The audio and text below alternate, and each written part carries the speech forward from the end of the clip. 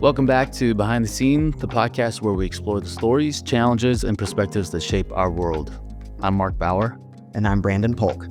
Today, we're honored to be joined by Lisa Fields, a thought leader and advocate for courageous conversations around race, politics, and social justice. Lisa's work with the Jude 3 project and her insights on navigating difficult dialogues offer invaluable wisdom on how we can all engage in the uncomfortable yet essential conversations needed to create a more empathetic and connected society. From the growing complexities of Black political engagement to the role of the Black church in a divided world, today's conversation is bound to challenge our assumptions and offer new perspectives. And of course, we'll be unpacking how we can continue to build bridges in a polarized world. Let's dive in.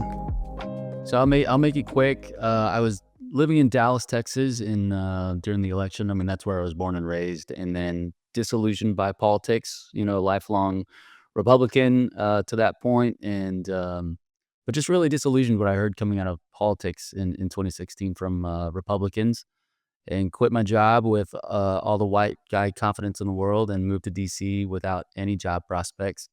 And then met Branden, and life kind of just exploded, and started doing some deconstruction and reconstruction around my faith, and but also began to lean into and listen to conversations around race and just my background's in journalism and marketing, and realized that I felt like all these things that I was learning could have just been repackaged better for my ears.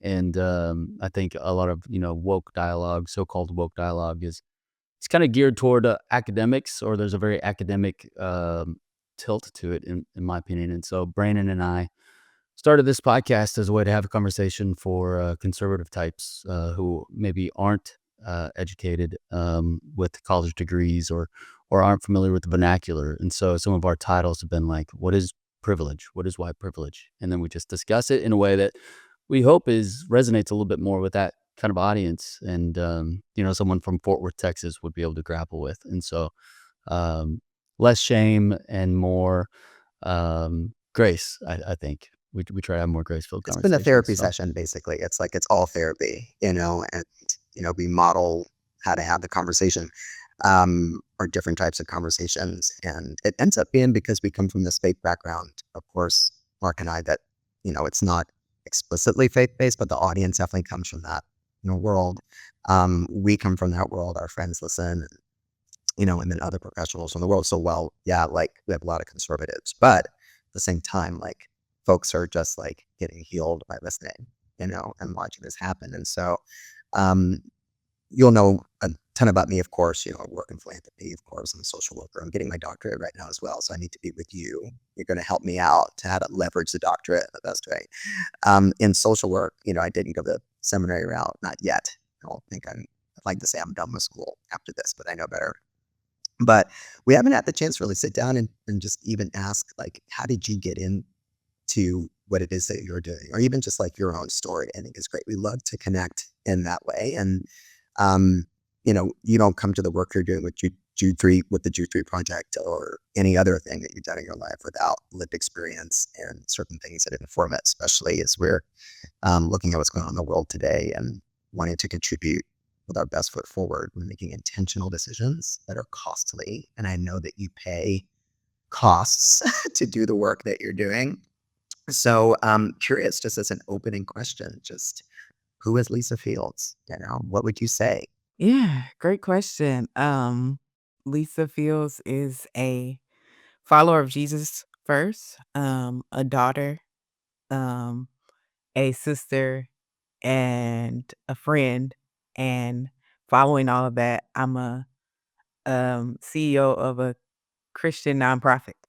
And so um, I put it in that order because when I put my work first, it messed up my other relationships. And so, I have chosen to define myself by my identity in Christ and not the work I do. And so, um, but I got into doing the work I do really, I would say on accident, but nothing's accident in God. So by providence, I never wanted to be, in ministry. I'm a PK, so I've been in church my whole life, And the last thing I wanted to do was work in Christian space. Not because I had bad parents, but just because it's an all-consuming situation. Like church, when I grew up, we were at church all the time. And so my goal was to go to school, become a stockbroker. I was an investment finance major at first. Move to New York City and work on Wall Street. Go to a mega church and sit in the back and leave when it was over. The only thing I wanted to do was leave when church was over because we never got to leave when church was over growing up. Never. It was in college that I had my first faith crisis and where I started questioning my faith. I never questioned my faith growing up. Taking a New Testament class at the University of North Florida was the first time I questioned my faith because I thought this is an elective. This is gonna be like Sunday school. It's gonna be an easy A. Intro to New Testament. A textbook was Bart Ehrman, who's very critical of the New Testament, and rocked my world. I was like, "Do I believe this book? Can I trust this book?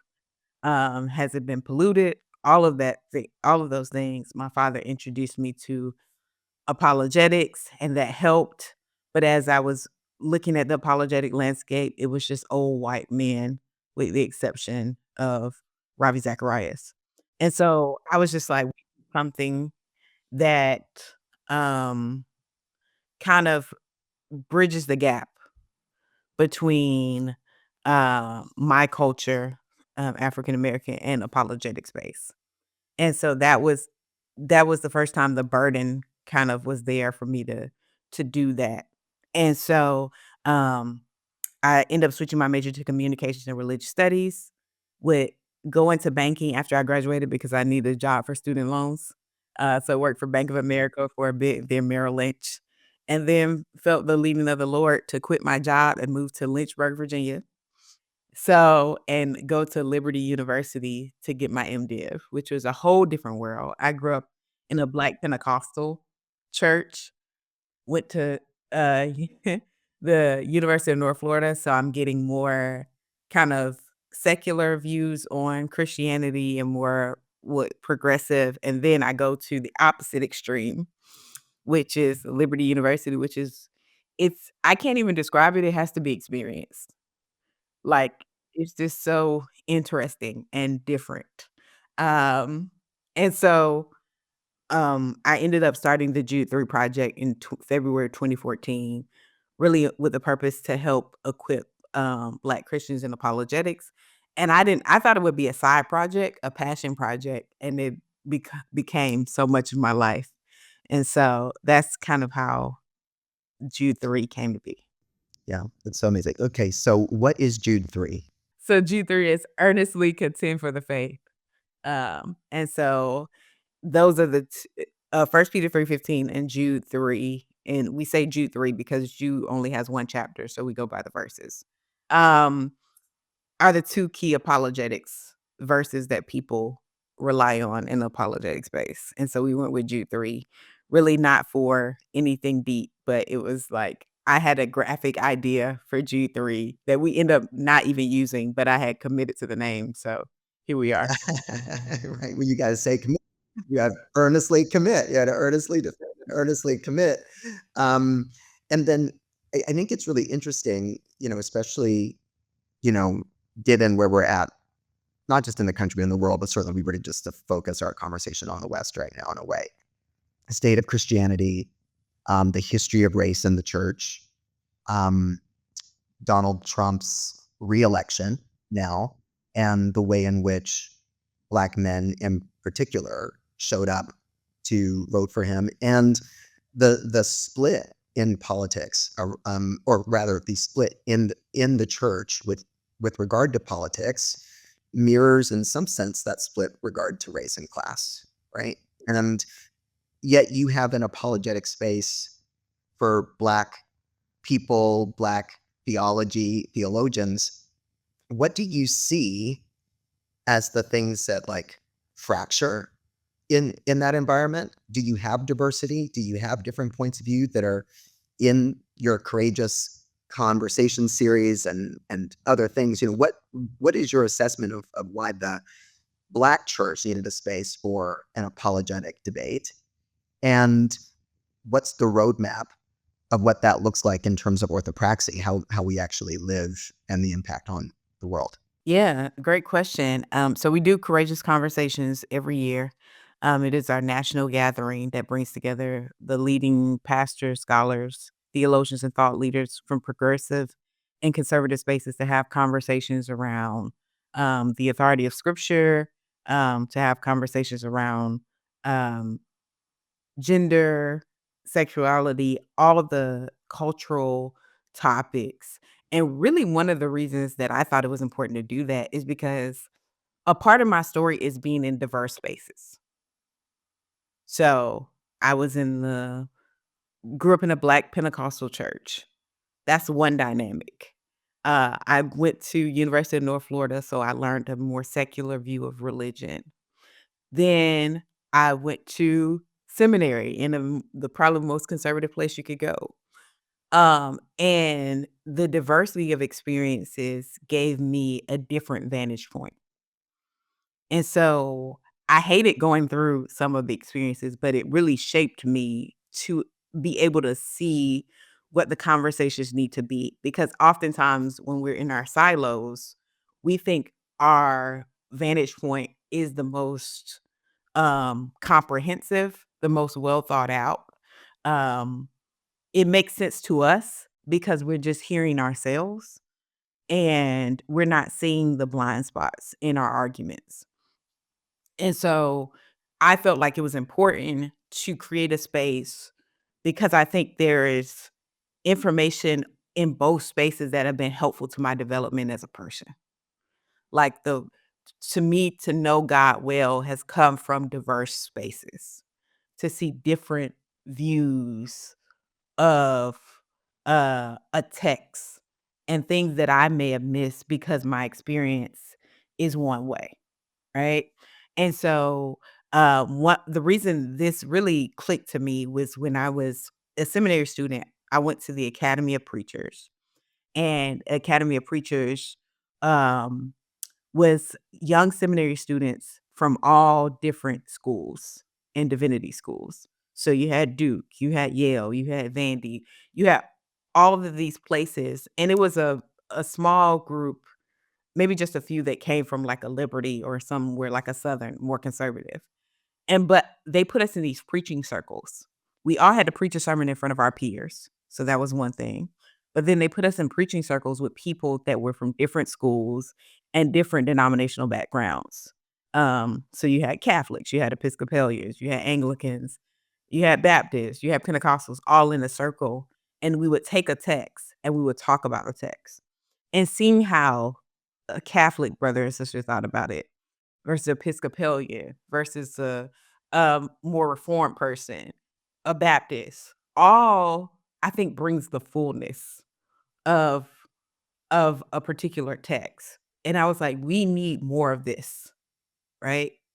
Because we think, in our own view, oh, I have the answers. And it's like, no, you need other people's experience to speak into it. And so I think what is needed right now for our culture in the church space, why I do courageous conversations, is for us to see the value that people bring to the conversation that is just as important as our own perception, that we listen to see what their experiences are, um, how they what experience have shaped them, and then look at like what they bring to the conversation, and the relationship that might be beneficial, in ways that we would have missed without them present. Yeah, I like what you said there about how you see God more clearly in diverse spaces or something along those lines, and really beautiful. Because online discourse isn't all the discourse, right? And do we just get a baseline? That's awesome. I know, right? Is that I our have baseline our too. exit Yeah, cue? it's our execute. No, no, no. Um, Online discourse isn't the only discourse, but it does shape things. And I think one of the most frustrating things for me about being too online sometimes is just the bravado and the certainty that people speak from. If there's one thing I've learned over the last few years, like there's just so much that I don't know, and I like your investment background. I've been day trading since COVID to pay the bills, and if there's anything that makes me want to run for the hills more, it's someone who is cocksure about a potential move or a setup in the market, and it makes me want to run the other way sometimes. And if especially if they're not listening to a contrarian point of view or who might be pointing out a blind spot. So, but that is sometimes a tricky position to be in, right? How do you posture yourself to be um, to engage in those kinds of conversations with being standing firm in what you believe, right? Because we're rational, intelligent people, but at the same time being open to be wrong. Yeah, so there are 2 disciplines that I have. I limit my online content intake. Um, I rarely go through comments, and I try to limit even my content from people who, get the most views because I understand that the view game is an economic game. So people create chaos for their own profit. And they're loud. And it's the loud majority that loud minority that gets to dictate for a lot of people what the majority is thinking. And the majority is mostly silent, and the majority is mostly moderate. But the people that are voicing their opinions the loudest are usually a minority perspective, but they have tapped into the algorithm to be able to communicate these ideas. And they're not doing them because they just feel so passionate about it in one instance, but they're also getting paid to do it. So that's the filter in which I think about it to help me think through like, yes, this person is saying this, but this person also got 10 million views. That translates to ad dollars and brand deals and all of those things. So they're not about all the time people. And I'm not generalizing because I think some people, were passionate and then it just turned into profit based off that. But there's a people that take advantage. And so I try to think about the fact that, hey, there are real people that are suffering, and I'm gonna try to sit with those people. And so I intentionally surround myself with people not in the Christian bubble, um, to make sure that I'm connected to what's actually happening on the ground. Because I work with a lot of academics and it's often frustrating. And I'm like, that's something you like to talk about, but that's not actually happening with people day to day. You know, I'm becoming more and more passionate about education because one of my childhood friends is in education and he's telling me all of that he's dealing with on the ground. And so that shapes like how I think about the information I'm disseminating and processing. So I think staying away from social, um, surrounding myself with people, and I said two, but the third thing, prayer, because there's so much bitterness that could take root if you're not careful, from all the arrows from the people that are the loud minority, right? Of folks that or the things that are said to me. And so centering prayer, 30 minutes of silence a day, God help me pull out the things that have hurt me that they don't take root because I firmly believe when bitterness takes root in your heart, truth gets distorted in your mind. And so if I don't allow God to pull out the bitterness and the pains, then I won't be any use for him because I won't be able to see truth because that bitterness has taken root in my heart. And um, I might become a loud minority in the opposite direction. And yes, I might be helpful in pointing out my opposition's blind spots. I miss my own because I haven't allowed God to heal me on the inside. So those are some things that I do as helpful things to keep me sober. I need to get better about the social media game for sure. you've created some boundaries. I don't have as many boundaries to do more. Like, and I completely agree. Like, there's an entrepreneurship that is in the culture right now around conflict and chaos. And, you know, the way you said it was perfect, that, those who are, I haven't said it, I tried to write it down, but then I couldn't read my handwriting because I was writing so fast. So you said it better. Something about chaos and people are getting profit. We talked about that a lot on this show, certainly. And we even talked about the collective illusions, right? That it is the people on the outside, on those fringes, on those extremes that are driving fundamentalism, right? And that you could only be and live amongst us, right? If you agree 100% with us. And if you could say one more time about that bitterness piece, because I think that's literally what's driving a lot of frameworks around, um, not that I don't believe in the historical challenges that Black people in particular, right, have gone through in this country. Obviously, I am also Black, right? And I have a lot of generational sort of feelings about the implications of that over time. And the world is kind of blowing up right now around DEI practices, right? Because they're more entrenching division by data, not that we throw out all of them with the bathwater, right? But a lot of those programs and the practices and the predictive nature of those things, the data is telling us that people on the left and on the right are growing increasingly dissatisfied with the outcomes. But I think that the dissatisfaction is that people have bitterness in their hearts. And we're not addressing it at a spiritual level. The spiritual problem is that there's no mercy ingredient towards things you can't change. And if we had a mercy ingredient that was a part of our corporate spaces, definitely a part of our church spaces, I think we've lost it. But anywhere where that fundamentalism exists, I don't feel the mercy that triumphs over judgment, right? That triumphs over like the legitimate grievances that can't be alleviated or salved, with these types of programs that are out in the world right now. Do you think that we can bring that mercy ingredient back into the church, not just in the academic, not just in the orthodoxy, but can we actually do it in the way that we believe? And this is in the way that we live, especially for folks that are part of the Black church who hold legitimate grievances, right? How can we move us, and where we go, the country goes? Let's just be clear. Where Black people go, certainly where the Black church goes, Black entertainment is. Where the Black church is, Black business is. Where the Black church is, Black education is, right? Or education in the country is, and Hollywood and all those things, right? So we're the open funnel for the way where the culture of the country is. Are we holding an outsized amount of bitterness and therefore truth is getting distorted in our mind and we can't lead that way, right? Where's the mercy ingredient?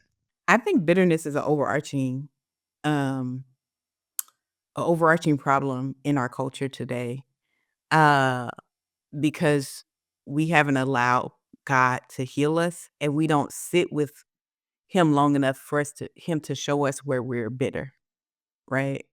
There is a grind culture, and perpetual being in a perpetual state of productivity without rest doesn't allow you to see yourself. And so you see everybody else but not you. And you um break relationships, burn bridges because in your mind it's justified because you're in a mode of survival. And so I think um that is one of the challenges for the community I mean the world as a whole, especially in America. It's a very American issue because of our capitalism and productivity. And I think in particular in the Black community, what I see is compounded trauma. And so it is being triggered um, in the present um, and not understanding its connection to the past. So just case in point, when I say like, when we talk about church hurt, um, I always talk about like understanding that my reaction in the present is connected to a trauma in the past, oftentimes. So there are different layers of church hurt. There's actual spiritual abuse, manipulation, violation, things that are happening to people in real time.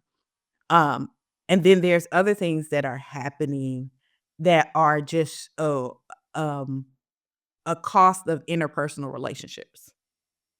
So, aside from the abuse, there are just interpersonal, challenges that happen because we're human fallen people, and interacting with each other will cause some conflict on some level the more you build intimacy.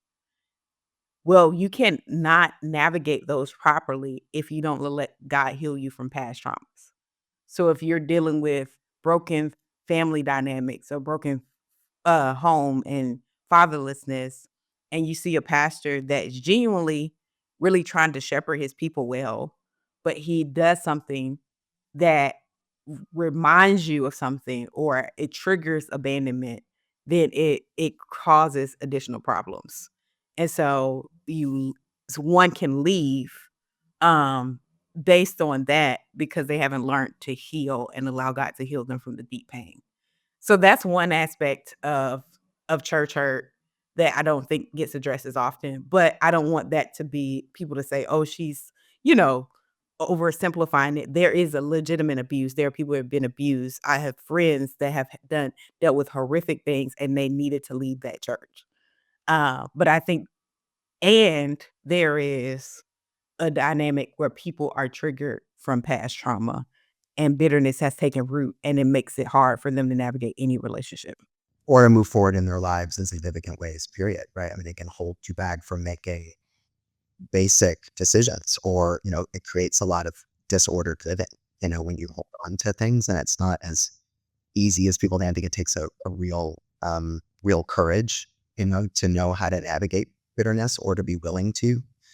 Um, I mean, I have church hurt, for sure. I feel okay now, but the years, that I still feel, that twinge of pain when I see something, you know, and even recently, there are all these, I mean, we won't even go down the list. You have all the scandals, that are going on. I said, even Carl Lentz, was my pastor like 23 years ago when he was pastoring at the Wade in, Virginia Beach. And that was before he became a big, big deal with Hillsong, New York, So even the like knowledge of someone that you trusted as a leader, you know, who breaks um, their own voice of principle, you know, but tells you how to live from the pulpit every week. How then could you trust the apologetic orthodoxy, right, that you're being taught, right? The um, Christology, right, of what it means to live like Jesus, and how important that is to be a part of this church community, quote unquote, because of what that man or that woman says. And then you find out that they were not authentic in their living in and of it, but they held so much power over you and your access to relationships, to community, hands down, which is like the number one reason why people come to church in the first place, is to find connection and belonging. And then to find that someone could create rules or barriers around that for you. That church hurt is like crazy how deep it could go and how it drives our decisions. And then we could minimize it, or minimize ourselves and our responsibility to navigate it, right? And then we blame and do all that type of stuff too. Mark, I know you don't have any church hurt. You don't have any, right? You're all good. Yeah, no church hurt here. Yeah, not so bad. I mean, when I went out to LA in 2019 to work with a singer-songwriter in the LGBT community, I think I got a lot of sideways glances just because DC is also a very career track oriented city, and me derailing my career to go do that, I think confused people. But the real ones, they understood it and they embraced me when I came back, and it is what it is. And the others who couldn't wrap their heads around it, they kept the distance. And I think that was probably the greatest extent. So not even, I wasn't even too hurt by that. But I think one thing you talked about the generational trauma and you talked about hurt and bitterness. One thing I think white people especially have trouble is sometimes connecting with generational trauma. And it was actually in therapy. I started getting therapy after a long-term relationship ended and failed, and I began to piece together some conflict resolution ideas and practices, and dug into my history a little bit and saw ways that I was reactionary. And even, I'm married now, and when I was dating my wife, if we would get into a spat or an argument, a couple days later after things cooled down, she'd say, "Man, your reaction seemed really oversized to disproportionate to the grievance." And she realized, and I'm grateful for this, but she realized that sometimes my reactions to her weren't really even to her. They were reacting out of past wounds that I hadn't dealt with. And so grateful for her that she didn't react back to those oversized reactions, and allowed me to sit with it without getting in a defensive posture. And so how important is it that we have those people who, when we recognize someone lashing out from hurt, to just sit with them, recognize it for what it is without, reacting ourselves. I think that's so crucial to think through, like, knowing that people have pain, beyond what we see and beyond their objection to us. The first time this, I think, became real to me was when I was an undergrad and I was having a dialogue with my professor, and he had kind of fallen away from faith. He started off as a pastor, but it took he was deconstructing, and we didn't call it that back then, but that's what he was saying. And we were arguing back and forth in class. And in the middle of the argument, I thought we were talking about logic. The middle of the argument, he said, "Why did God allow my daughter to be born with Down syndrome?" And I realized we weren't talking about the theological problem. We were talking about the pain. And I I bring that thought and so many other conversations I've had with people who left the faith. I keep that in the back of my mind as I'm having these conversations, because I know that beyond the conversation we're having, whether we're talking about evolution, whether we're talking about is Christianity the white man's religion, all of these things, there is deep wounds underneath the surface. And seeing those wounds gives me the ability to have mercy. And I feel like we don't have mercy because we don't allow ourselves to see. I love it. The Bible says when Jesus saw uh, them, he had compassion. Sight is connected to compassion. And when we don't see people because we don't listen to them, we see them in front of us, but we're not really seeing them. We're not listening to know their pain. We limit the amount of compassion and the amount of mercy we can show. But when you're in survival mode, it's impossible for you to see anybody but yourself. Yeah, that's entirely right. I mean, I know a lot of what happens in the world context or in the secular context, right? Again, whether it's politics, CRT, DEI, pro-life, pro-choice, gender issues, sexuality issues, or things that people are just trying to figure out about what they believe about things. In the secular, right? Much less, now bring that to the church context, right? We don't see one another. We want fitting in more than we want belonging, you know? And I, I'm also like, I've been in the church my whole life, gave my first sermon at 13, that's a whole other, trauma to put someone that age on a stage and say, gosh, you're talented, we love the way you can make us feel, and I think we send that message to a lot of talented and gifted people. I think this whole thing in the country right now around what is the value of diversity, right? How do we leverage diversity? Should it make us feel uncomfortable? How much? To what degree, right? Can we collaborate together to solve some of these problems, or are we actually more committed to being right and being right fighters because we need to feel more secure in our own lives, or even about eternity? I think that a lot of this is about eternity also. and have it, and whether like eternity lives in your heart, or if you if you can lose it by deconstructing or having an incident, that makes you want to think differently about your relationship with God or your questioning. Um, so, I mean, I think that there are two issues for sure, that I'd like to raise with you and get you to weigh in on.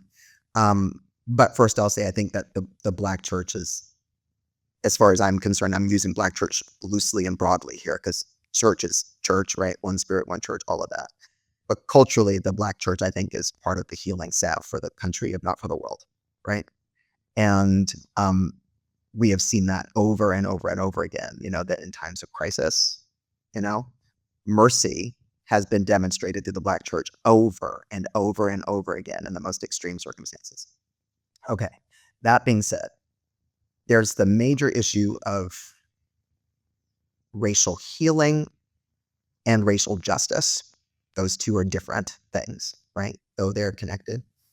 And then I think there's areas of identity where people feel marginalized in the church. LGBTQ issues, gender, sexual abuse, manipulation through like fraud and money, and especially for people in the Black church who faithfully tithe, and and their money is sort of goes into to line pockets, or whatever it is. There's a lot of fraud, I think, going on. I think the question is, do you think that the Black church can lead on those issues? And can we even think about doing it without the mercy and compassion ingredients to ourselves first? How could we then lead in the church and in the secular world? In particular to Black churches, I never want to. I think what happens is the negative gets more light than the positive. Because we are under resourced, sometimes we don't have the resources to highlight the work that is done in our community, right? I think about my father's church. For most of his life, he's been a bivocational pastor. And so that is a lot of pastors in the African American church context.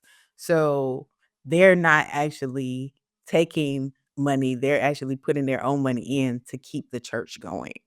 And I think more can be done to highlight pastors, the majority of pastors that are doing the work, and kind of stripping away the narrative from that kind of scandal culture that is pervasive, that the media likes to highlight. So I think one aspect is changing the culture and giving voice to the people who don't have um, the money and resources to tell their story. I think that's one. I do think there needs to be a cleanup. How we deal with scandal in the church more broadly, whether Black or white or Hispanic. There needs to be a cleanup um, on leadership and manipulation. And a part of this is going back to healing and bitterness and trauma, that a lot of times in some churches, people start churches because they've been hurt in another church. And starting from a bitter place is gonna produce a bitter root will always uh, produce bitter fruit. So if you started from hurt is gonna be at the core DNA of your church, and it's gonna come out in abuse, manipulation, because you think, "I'm better than my pastor." But bitterness creates blind spots, like it puts a blinder on you, so you can't even see the fact that, yes, your pastor did you wrong here, but you're doing wrong in these other people's lives. And so self-evaluation is a key for leadership, because abuse leaders who have unprocessed trauma will eventually abuse people in different ways. Mm-hmm. Okay. And that's a part of the mercy that I can see. Wow, you've abused because you've been abused.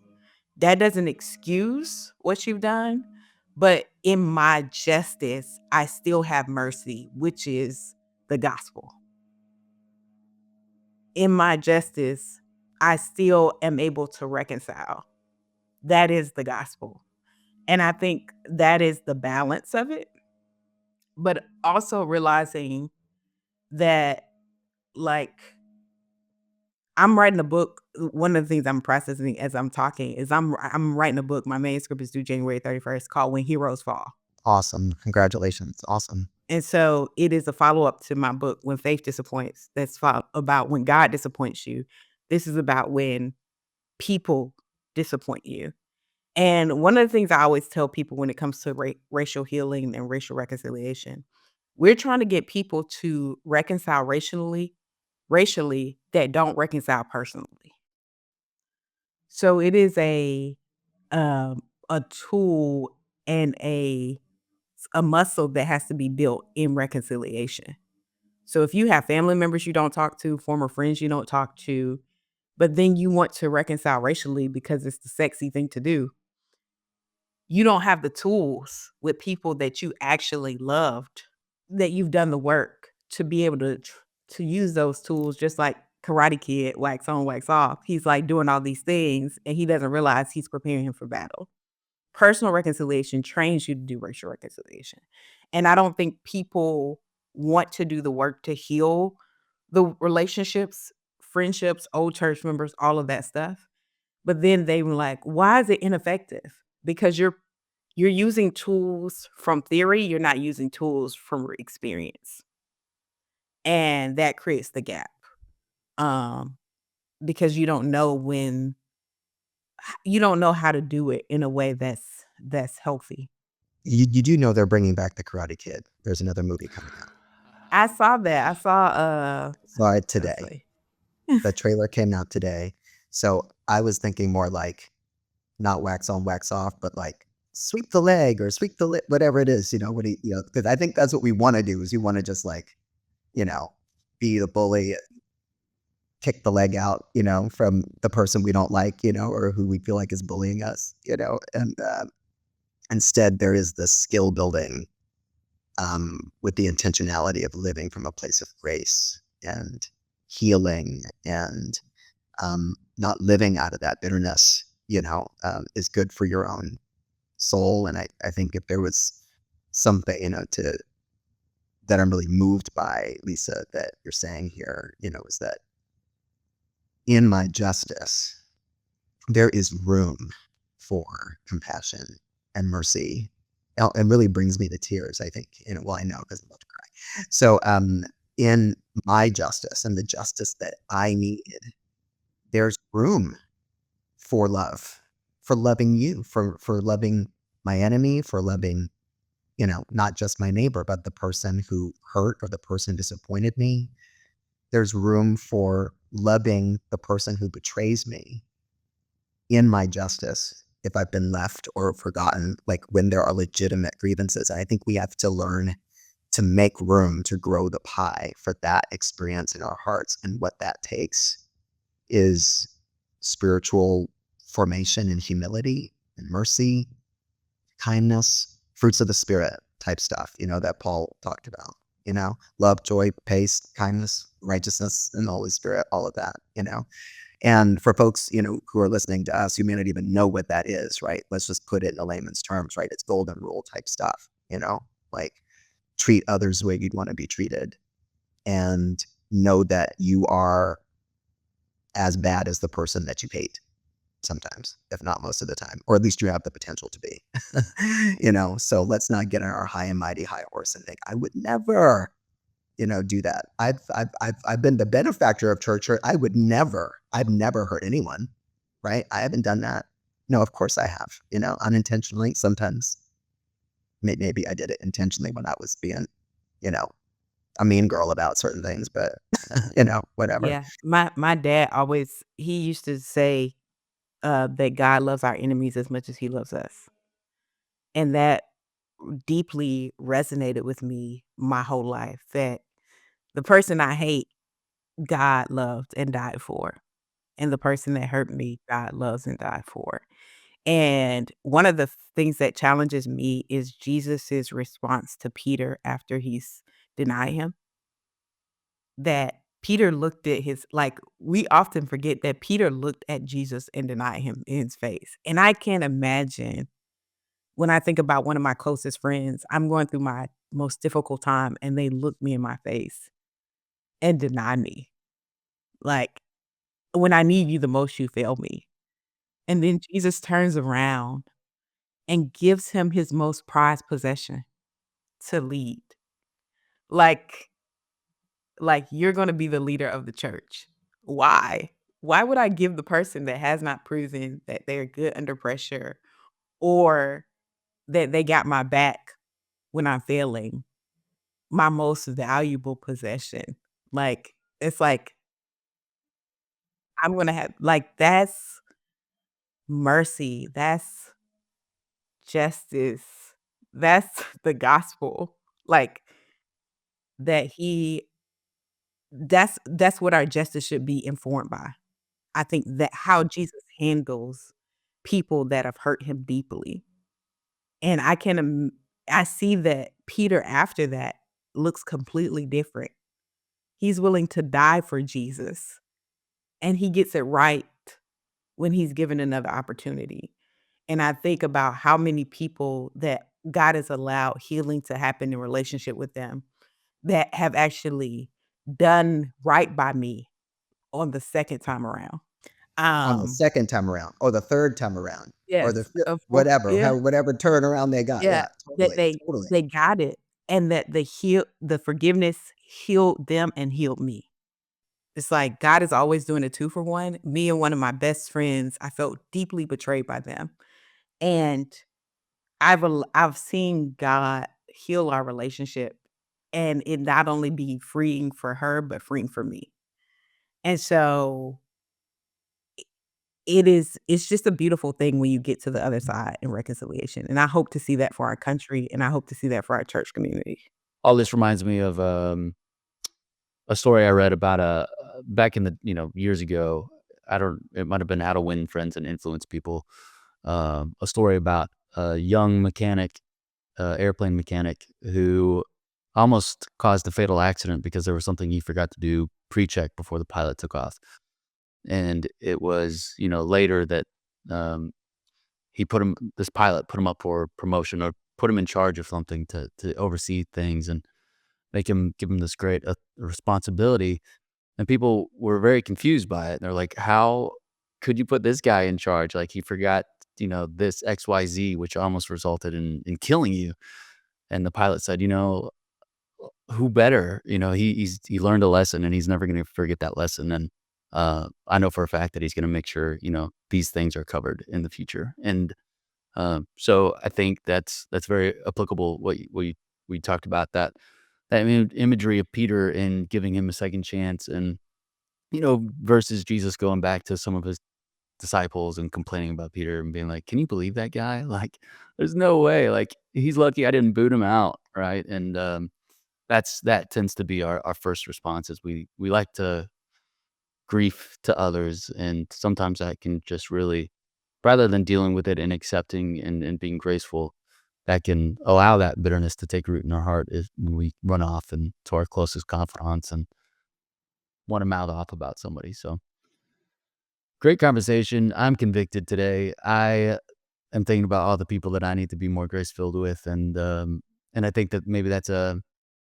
practical action that some people can take after listening to this is, think of the person that you're just most grieved by, who you think has the most punchable face, and think about how um, there might be some hurt behind some of their actions and the things that they are doing that are also hurting other people.